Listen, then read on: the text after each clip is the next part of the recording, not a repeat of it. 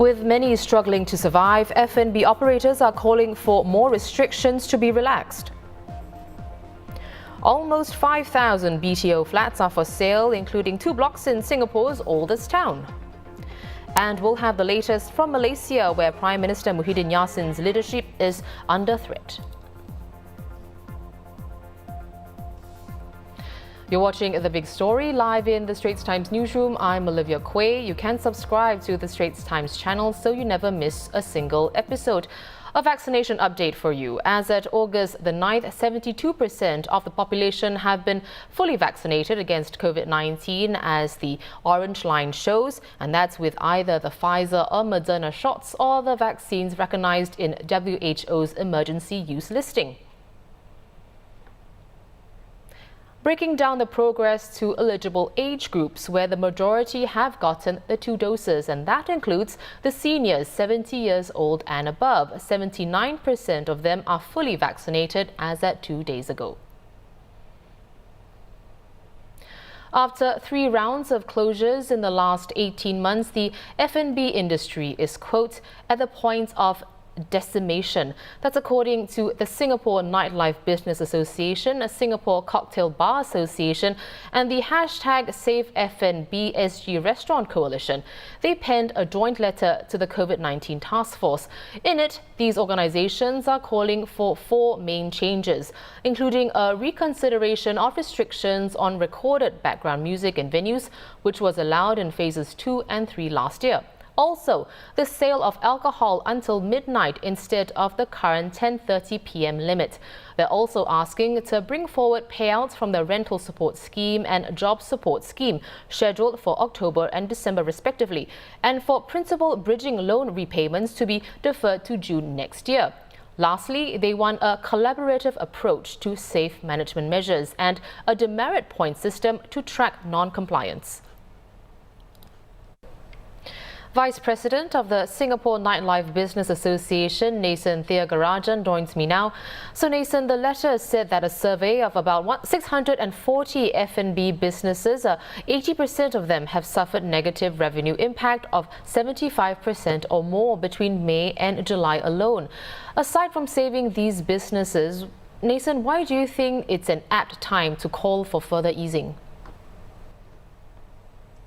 Yeah, so Olivia, out of these 640 establishments that basically took the survey, they actually own and operate 1,941 outlets island-wide, and that's some 24,000 jobs, and Singaporean jobs as well. So it's timely that we address certain issues. I think what the ground is asking for, and the associations coming together, is for the government to assist us to ease off certain restrictions so that they can find their own financial independence. I think that's very important. Grants are there to help. However, this year it's not as strong or as high as last year. And what everyone is asking for, the businesses are asking for, is financial independence. And with this, they have multiple loans that have hit some $1.5 million for each establishment, some as high as $2 to $3 million as well. So with some easing of measures would come incremental revenue, and that would help their business and save jobs, and also assist the F&B ecosystem. You've got suppliers, you've got landlords, you've got rentals to pay. And we've seen 2 lockdowns, or basically 2 no dine-ins this year, and a couple of weeks of only 2 packs dining in. So things has been really, really tough on the F&B front for all these businesses. Yes, I see, of course. Well, one thing that stands out in the letter is your call to extend the sale of alcohol to midnight instead of 10:30 p.m. currently. What's the feedback that you're getting from your members and customers about that? Yeah, so basically on the survey itself, we've got some high numbers, some as high as 70%, that says that their revenue incremental they're looking at comparing pre-COVID to today would rise or climb by as high as 20 to 30%. Now, in F&B context, a climb in revenue of 20 to 30% definitely means a good break-even point. It can even give you a little bit of profit. And what you do with the profit is you channel it to the loans that are outstanding there. So we're going to take a few years to pay down these loans. So it's critical to move to that timing. And it's also critical to note that dine-in starts or customers start streaming in for dinner, say 7:30. You do not get a two-seat turn. And that's what the F&B businesses are hurting, and that's where they are hurting. And with this extension and easing of timing, you will get the two turns. And we're talking about F&B dining and drinking. So it's two turns, and you'll get a much higher incremental revenue, as the survey says, 20-30%. And that would definitely go a long way in easing off the financial burdens of these F&B businesses that they face today. Right. Well, of course, there is the risk to public health in pushing for more easing. So say recorded background music is allowed and alcohol can be consumed until midnight. Nathan, how do you plan to ensure that, your members abide by the rules? I think, let me just address the issue on the recorded music. Currently, what we see now with no music, we had recorded music, which is background music while we dine in last year. And this year it's been taken away. Now, what's happening in the restaurants now is, you hear conversations going on side by side with strangers. Some speak louder than the others. So the ambience and the comfort level is not there. So the background music does help ease the tension, make the place more relaxing, helps the customer enjoy their dinner in that sense. Now, with liquor as well and music together, now what we will do as an association is to tell our members, and not only our members, but the F&B industry wide as well, to follow the SMMs and to work closely with the authorities to manage this. Now, there will always be one or two bad apples in the basket, and that happens in every context and in every industry. And I guess our plea here, or the voices from the ground, is to help the good guys, which is the super majority, not even majority, but super majority, to help us gain financial independence. And when you look at an F&B setting, all our staff are going through mandatory FET testing every 14 days. So they are tested. Now, dine-in is only allowed for consumers with full vaccination certificates. And the national rate and our journey or the roadway to endemic status, it's quite healthy. And I believe if my stats are correct, in 4 weeks, we will see our national average reach a high or close to 80%. So with all this and the fact that F&B establishments have an entry point, exit point, and have been managing and been doing SMMs and controlling what goes on in the establishments for about 1.5 years now, I think it is definitely a safe setting. Well, Nathan, thanks very much for your time with me today. That was Nathan Thiagarajan, VP of the Singapore Nightlife Business Association. Well, this just in today's COVID-19 numbers. 61 new locally transmitted cases were confirmed, with 17 currently unlinked. Among the cases are 3 seniors above 70 years old, who are unvaccinated or partially vaccinated and are at risk of serious illness. More details will be released later tonight. Well, let's look at the COVID-19 situation overseas. An all-time high in daily cases in South Korea, with over 2,200 reported today, despite having tough measures in place for more than a month. The spike in infections is partly due to more domestic travel over the summer. Nearly half of the recent new cases have been found outside Seoul and in holiday spots. Meanwhile, Japan has administered more than 100 million vaccine doses, surpassing the US in the proportion of older folks fully vaccinated. As the Olympics drew to a close last week, Tokyo was reporting record daily numbers, with most among those in their 20s and 30s.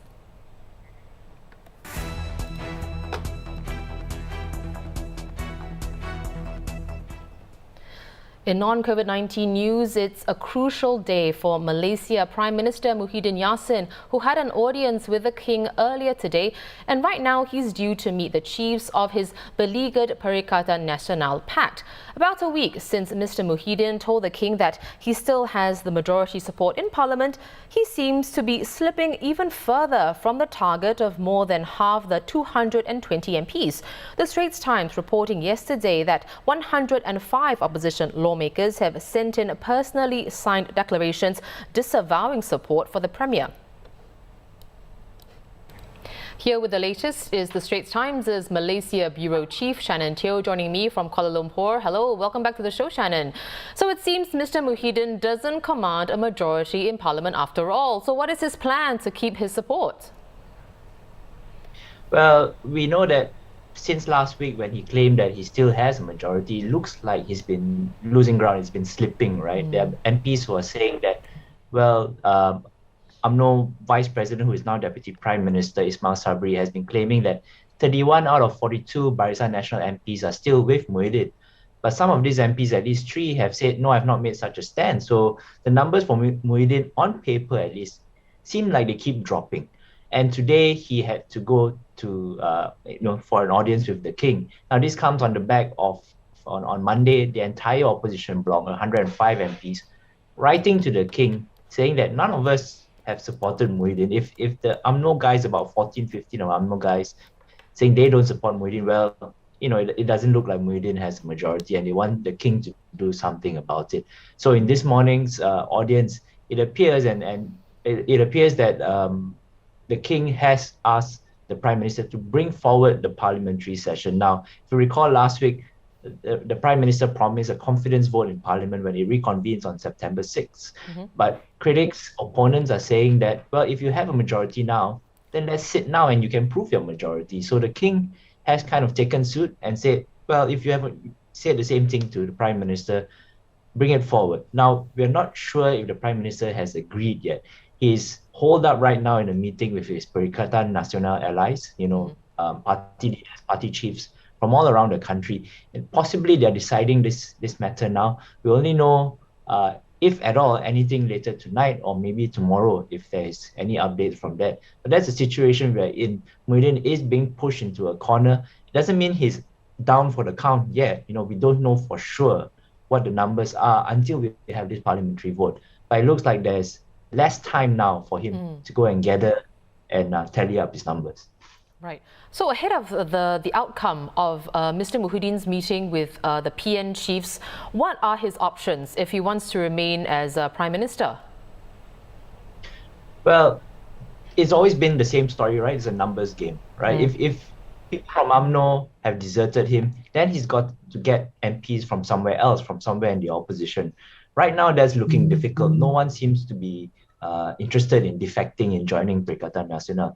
But there is this other option that is available to people who have minority governments all around the world, which is that if there are important bills, there are budgets to be passed, if there are matters of great importance to the country, you can reach across the aisle to another party and say, hey, I think this is in our common interest. For example, for this budget, they could agree that we need more money for healthcare. Our healthcare is under strain. If we agree to push up more spending for healthcare rather than, say, for example, defense, would you agree to support the budget, right? And if they can come up to some kind of agreement, it might be palatable to an opposition party to say yes and to actually appear like a hero. I've saved Malaysia's healthcare. So those options are still on the table. The time has not come yet for the vote. And he has, up to then, some people are saying that it could be as soon as next Wednesday, 1 week from now. He has that time to come to an arrangement with any of the MPs, any of the parties that are in Parliament. So watch this space. I mean, it's going to be developing for the next 1 week at least, if not longer. Thanks so much for coming on the show, Shannon. That was Malaysia Bureau Chief Shannon Teo. And as he said, straitstimes.com is where you can stay updated on what's developing across the causeway. Well, back in Singapore, thanks to rising vaccination rates at home and a pickup in global demand, Singapore is upgrading its economic forecast. Growth for this year is now expected to be 6 to 7%, up from 4 to 6%. In the second quarter, the economy grew 14.7% from a year ago, led by manufacturing and construction, and that trend is set to continue in the second half of the year. Here's economist Barnabas Gunn with more. I think one thing that we can take away from the forecast upgrade really is that the Singapore's outlook, especially the economic outlook, has improved since the year started. And with it, the increased likelihood for Singapore to see a healthier labour market. I think it's important to note really is that Singapore's economic strength has especially been driven by the export and manufacturing sector, but also more importantly is the high vaccination rates. As of the latest data, 2/3 of the population has been fully vaccinated against COVID-19. But I think that there's still a need to stay cautious, really simply because of the fact that anecdotal evidence have shown that things can go south pretty quickly.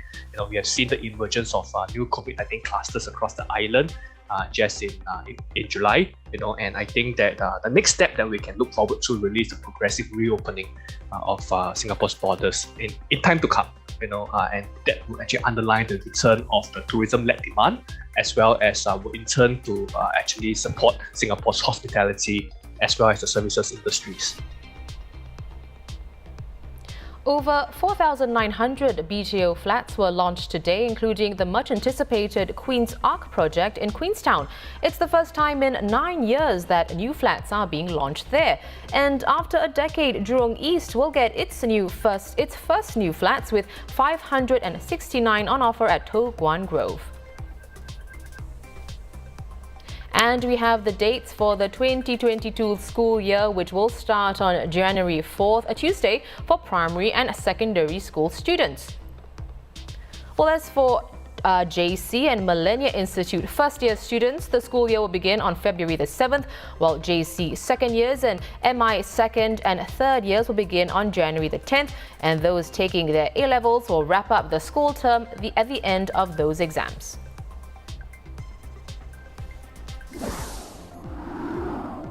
Well, those are our top stories for today. For more news and videos, visit straitstimes.com and subscribe to our YouTube channel by hitting the red button below. I'm Olivia Quay. See you tomorrow on The Big Story.